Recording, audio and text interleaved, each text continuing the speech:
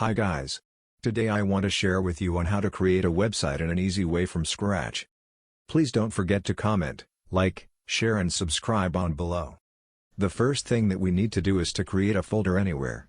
Let's create it in our desktop so it can be reached easily.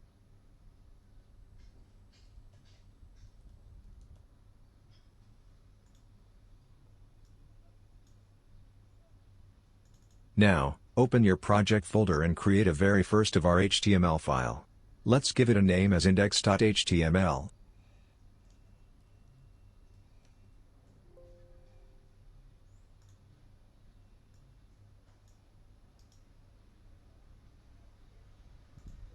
Next, let's double-click this file to open it.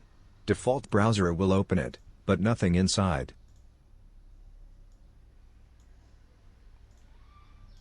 It's time to edit your website's content by opening your file using Notepad. Actually, you can use any editing tools for this purpose. Let's arrange all application by dragging it side by side for easy editing and viewing. Now, you can type anything inside your editor. Save it by clicking Menu and Save. Or you can use shortcut on your keyboard by using Ctrl and S. Then reload your browser to see its content.